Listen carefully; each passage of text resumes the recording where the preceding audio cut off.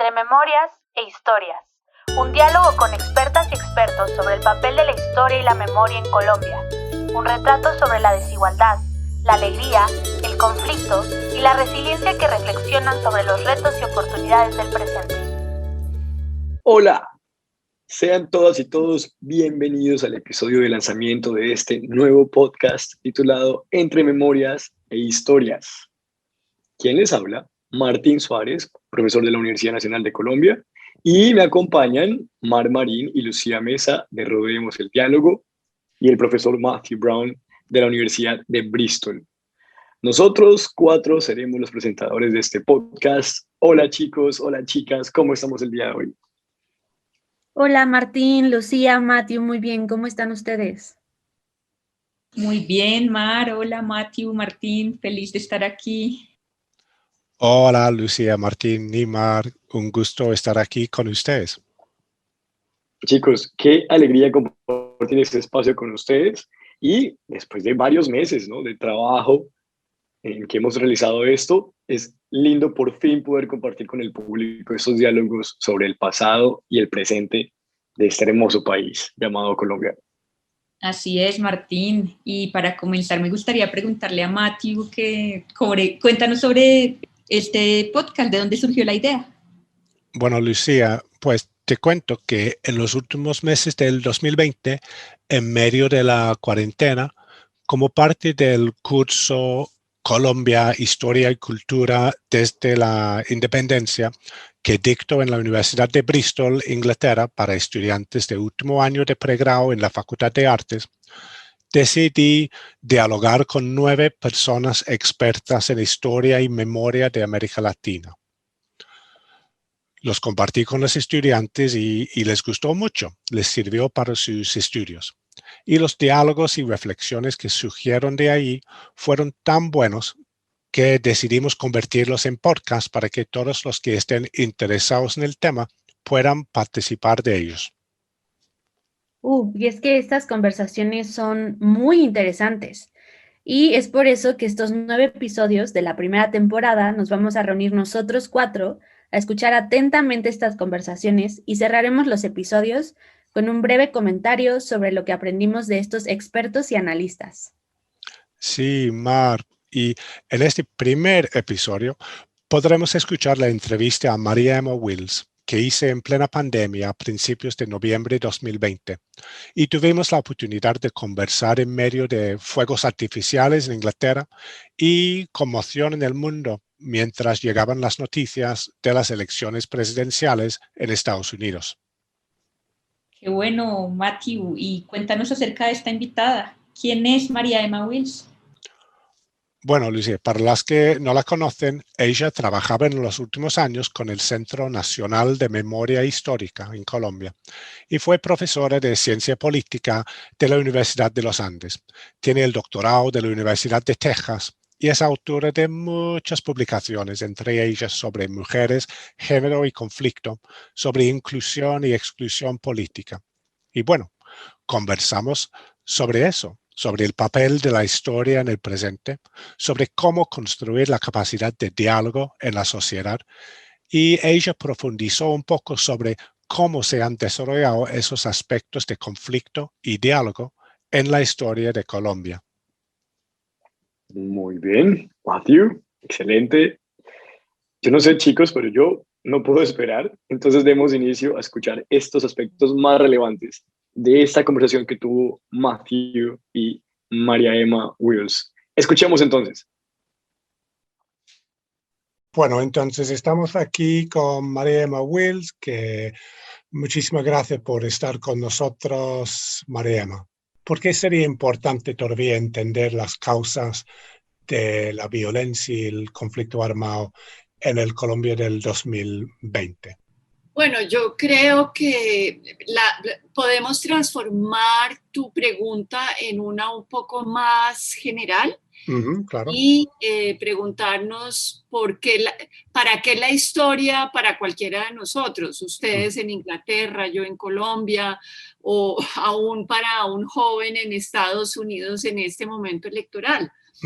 Y es porque la historia te da, si se quiere, profundidad, como un marco que te permite observar los problemas del presente, lo que estás viviendo ahorita, pero como con densidad, es decir, con contexto. Entonces doy ejemplos sobre Colombia, pero también sobre Estados Unidos. Para entender la discusión hoy en día alrededor, por ejemplo, del proceso de paz, yo necesito saber cómo han sido las otras negociaciones en Colombia y otros ciclos de violencia, porque hay cierto tipo de patrones a veces que no tenemos a veces muy conscientes, pero que surgen cuando tú exploras el pasado. Y esos patrones son importantes para entender el presente porque te dan, si se quiere, como coordenadas para navegar y tomar decisiones en la actualidad. Entonces, uno puede decir, no me gusta el proceso, el acuerdo de paz en La Habana que se firmó aquí en el 2016. Listo, pero miremos otros procesos de paz y otros acuerdos. ¿Qué vamos a empezar a ver en esos acuerdos? Nunca son perfectos. No hay un acuerdo que deje a todas las partes convencidas que ganaron el 100% de lo que estaban reivindicando. Entonces vamos a aprender que los pactos políticos son pactos, si se quiere, incompletos, son pactos que dejan a unos un poco más contentos, pero nunca hay una satisfacción completa de los actores. Eso te lo da la densidad histórica, el pensamiento histórico. Porque si no tienes pensamiento histórico, puedes operar casi como si estuvieras frente a un juego, yo qué sé, de dados y quieres ganarlo todo, ¿sí? Es decir, quieres una especie de suma cero en el juego, pero en realidad en política, aun cuando hay derrotas de los enemigos, digamos, por ejemplo, en la Segunda Guerra Mundial, tú en el fondo tienes que acoger al adversario dentro de el proceso de transición para que no ocurra lo que ocurrió luego de la Primera Guerra Mundial con Alemania, y es que quedó con un sentimiento de humillación y de maltrato a raíz de la negociación, que justamente pues, fue una de las raíces de la Segunda Guerra Mundial. Entonces, ¿para qué la historia? Para actuar en el presente con responsabilidad política, mirando cómo los mismos problemas que se enfrentan hoy se han resuelto en el pasado.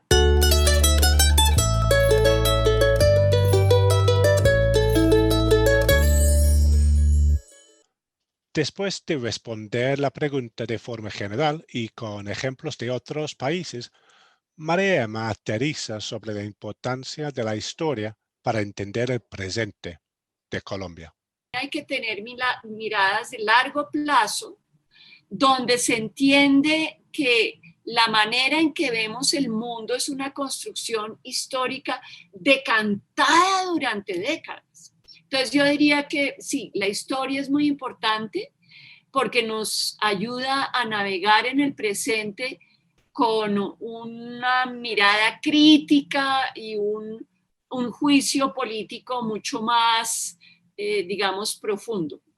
Es muy importante que a nivel de colegios y a nivel de universidades se cultive mucho más la conversación y el debate histórico, porque es que no concibo que pueda haber ciudadanos y ciudadanas realmente concernidas por la suerte de otros sin ese pensamiento histórico, sin ese sentido de que pertenecemos a una comunidad que ha vivido una trayectoria, que ha navegado por unos dilemas y que los ha resuelto de cierta manera.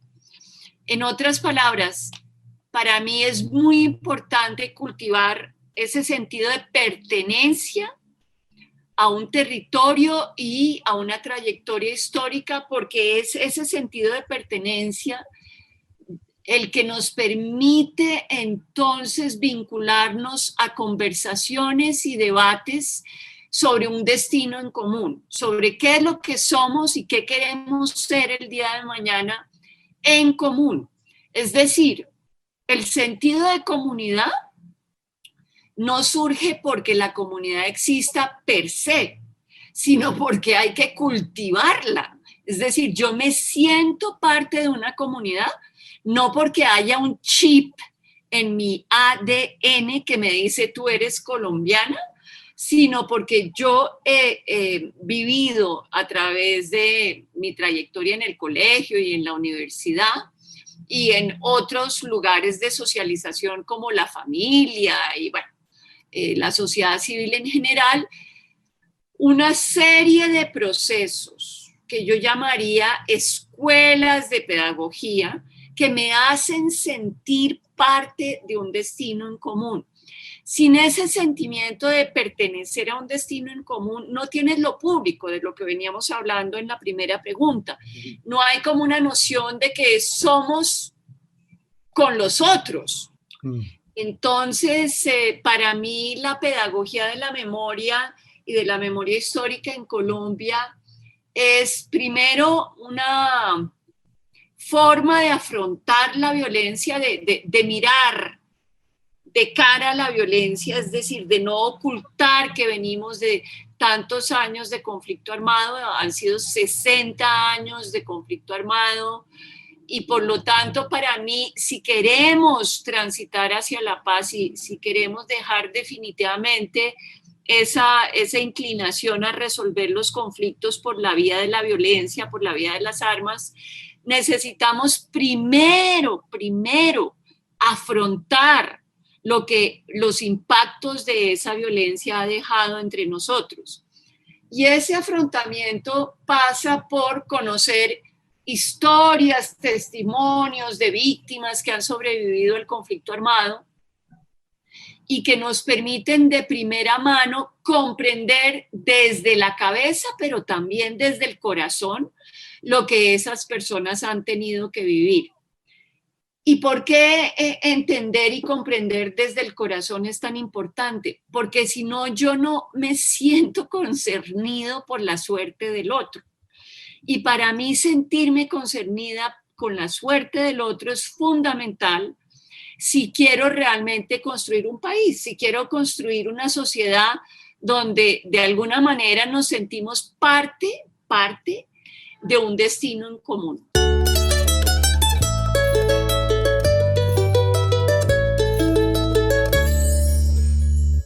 Luego procedemos a hablar de las innovaciones metodológicas que adoptaron en el Centro Nacional de Memoria Histórica en cuanto a su lugar entre memorias y historias. En primer lugar, dijimos que las memorias de las víctimas, que surgen de los propios procesos cotidianos que ellas viven en sus regiones y en sus localidades, son el centro, el hilo conductor de todo el esfuerzo que tiene que emprender el Centro Nacional de Memoria Histórica. ¿Por qué las víctimas tienen que estar en el centro?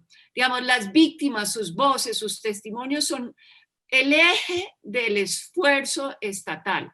¿Por qué tienen ellas que ser el eje del esfuerzo estatal? Porque ellas tienen derecho a una reparación simbólica. Y la reparación simbólica viene de la mano de asumir que sus memorias, en lugar de ser invalidadas por el centro, y uno puede invalidar de muchas maneras, el centro tiene que validarlas, tiene, si se quiere, que arroparlas. Validarlas quizás es un término demasiado técnico.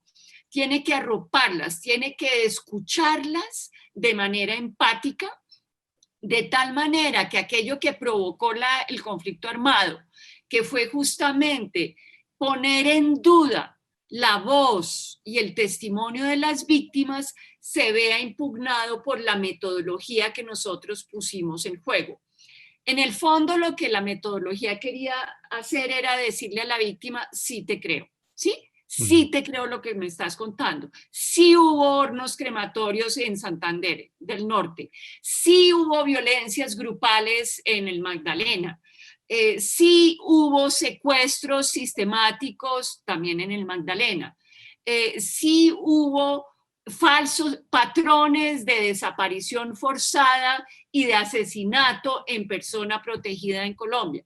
Sí te creo, ¿sí?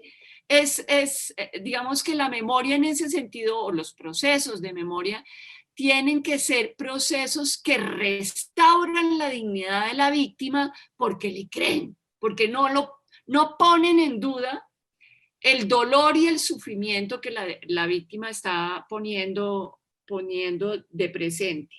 Entonces, primero, las víctimas están en el centro. Segundo, esas víctimas, digamos, juegan dos papeles en los informes que se hicieron cuando Gonzalo Sánchez estaba a cargo del centro. Por un lado,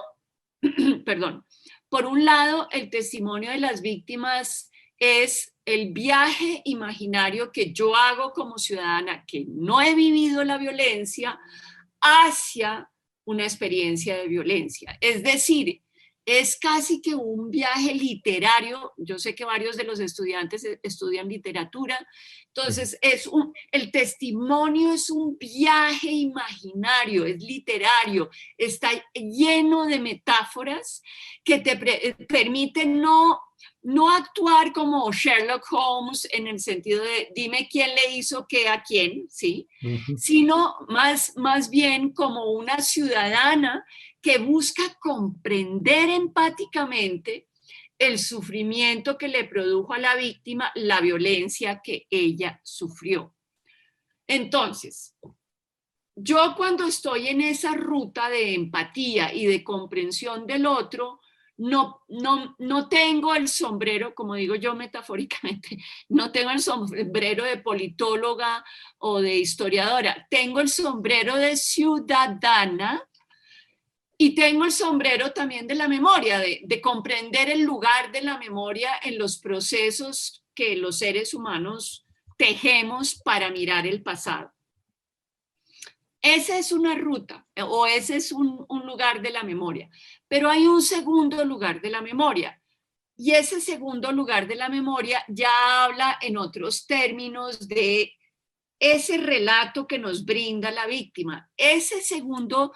Esa segunda manera de mirar el relato de la víctima sí transforma ese relato en fuente histórica, ¿sí? Es decir, la víctima no solo me está contando lo que ella sufrió y sobre todo cómo lo sufrió, es decir, los impactos que ella sobrevivió cuando vivió la violencia, sino que en muchos casos en el relato mismo esa víctima me está dando cuenta de qué estaba ocurriendo en la localidad, qué actores se movían, qué estaba en juego, ¿no? En las disputas armadas en la localidad, y por lo tanto en ese caso la víctima ya no solo me está llevando a través de un hilo imaginario, sino que me está reconstruyendo un contexto que explica lo que ella vivió. Cuando la víctima entra a ese segundo forma de relatar, ese relato se transforma en fuente. Y como fuente, pues se contrasta con otras fuentes. Entonces, en el momento en que ya no estamos en modo empático y solidario con la vida, con la víctima, sino tratando de entender por qué pasó lo que pasó, entonces ya empiezan todas las categorías de las ciencias sociales a actuar, porque yo empiezo a usar ese testimonio como una fuente y lo contrasto con archivos judiciales, lo contrasto con lo que me dicen otras fuentes locales, lo contrasto con noticias de prensa, lo contrasto con otras obras, la bibliografía secundaria que se ha producido sobre lo regional. ¿Sí? Y ahí entonces cuando estoy en ese contraste, lo que va surgiendo es un contexto que explica por qué pasó lo que pasó. Ya no me conmuevo, sino que ya estoy tratando de entender, por ejemplo, cómo fue posible una masacre como la de El Salado, que duró 5 días, digamos, los paramilitares que se tomaron ese pueblo, se lo tomaron durante 5 días, y cómo es posible que esos hombres que se tomaron ese pueblo se lo tomaran por tanto tiempo, siendo que El Salado está, bueno, en esa época estaba un poquito más lejos de Cartagena, pero está a 3 horas de Cartagena. Es decir, no es como, uy, esto está ocurriendo por allá en la selva profunda donde no llega nada, sino que realmente esto está solo a 3 horas de Cartagena. Y por lo tanto, yo necesito entender los entramados de impunidad, las alianzas perversas que le permiten a estos hombres paramilitares, que fueron 150 y que llegaron a ese lugar desde distintos lugares de la costa Caribe, ¿sí? Entonces ahí sí estoy ya más en un modo Sherlock Holmes, siguiendo pistas para reconstruir el entramado que me explica la masacre. ¿Por qué necesito los dos hilos? El hilo de la memoria y el hilo, si se quiere, del contexto. Porque yo como ciudadano y en el norte, en la apuesta que hay de todo este esfuerzo, lo que queremos es cultivar en el aula escolar y en el aula universitaria ciudadanos que sean capaces, por un lado, de argumentar por qué piensan que ocurrieron los hechos y el por qué es fundamental para poder actuar políticamente sobre esas condiciones. Si tú no entiendes lo que pasó, no resuelves el problema. Pero también necesitamos ciudadanos que realmente se sientan concernidos por la suerte del otro. Es decir, la ciudadanía es un vínculo tanto intelectual como emocional con los otros. Y eso solo lo puedes cultivar si por un lado pones testimonios, memorias, metáforas, arte, literatura, y por el otro historia, ciencias sociales, y las combinas de tal manera que los jóvenes de hoy en día puedan mirar al pasado de manera realmente para activar su agencia política en el presente. Sabes que tenemos una amiga en común, Julia Paulson, que es colega mía. Sí. Nosotros trabajamos juntos en un proyecto durante un par de años y claro, ella trabaja en educación y yo en historia. Y siempre conversamos, bueno, cuál es la diferencia entre memoria y historia y memoria histórica. Y nunca he logrado convencerla de que yo sepa cuál es la diferencia. Y ahora voy a compartir la grabación de esa conversación y para enseñarle lo que usted acaba de decir y ya quedó clarísimo. Entonces, muchísimas gracias.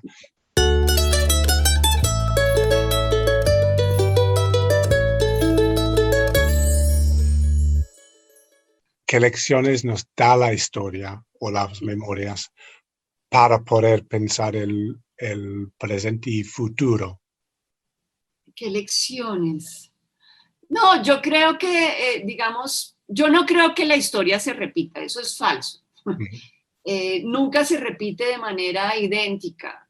Lo que te da la historia son criterios y juicios políticos sobre el presente que te permiten navegar en ese presente y tomar decisiones de manera responsable. Pero yo no creo que haya, entonces, por ejemplo, uno puede mirar cómo surge el nazismo en Alemania y decir, ay, es que otra vez tenemos nazismos en las puertas de la casa. Pues no es idéntico lo que está pasando en el mundo hoy, pero efectivamente sí hay como, ¿cómo se llama eso?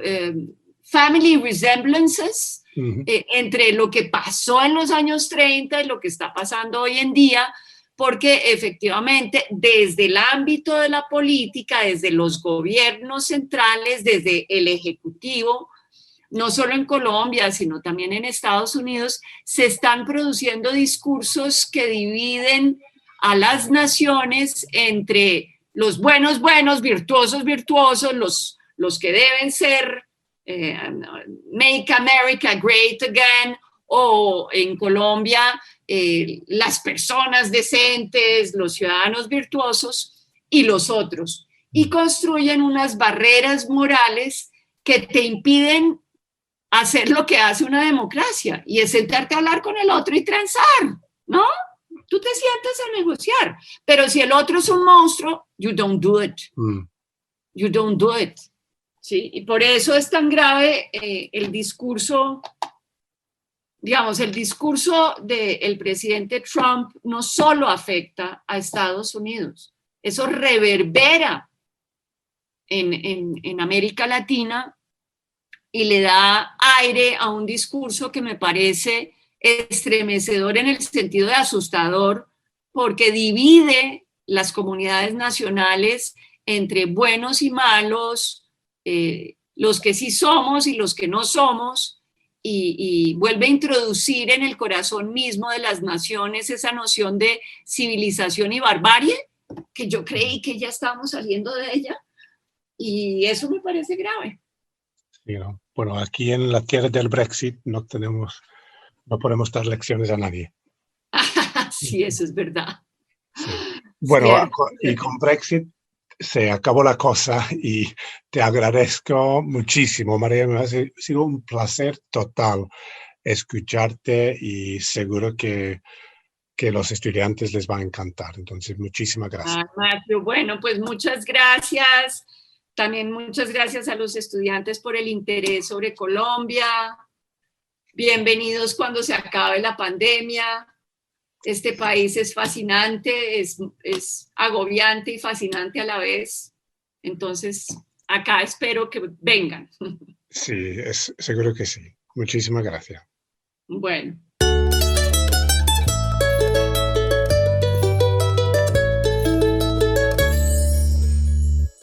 Matthew, tremenda entrevista, grandes conocimientos, muy buenas experiencias y sugerencias por parte de María Emma Wills, ¿no? Sí, claro, Martín, me encantó. Me encanta la manera en que ella cuenta cómo se transforman las memorias en historias y cómo todos tenemos que trabajar para hacerlo realidad. Entonces, para mí fue una entrevista excelente para empezar esa serie. Total, su análisis, Matthew, y su vasto conocimiento sobre la historia de Colombia, también sobre las migraciones, por ejemplo, en los Estados Unidos, sobre cómo se forman los países y cómo se crean esas memorias de familia, ¿no? Y de la apropiación de la historia y los hechos, ¿no? Aquello que nos une como seres humanos y como nacionales o como locales. Muy interesante y con mucho material para compartir con nuestros oyentes. Sí, ¿no? Hasta que yo quiero volver a escucharlo. Muy bien. A todos ustedes, muchas gracias por escucharnos y por hacer esto posible. Matthew, gracias nuevamente por esa gran entrevista, y a María Emma Wills, que nos escucha, muchas gracias también por colaborarnos en esta gran aventura de podcasts.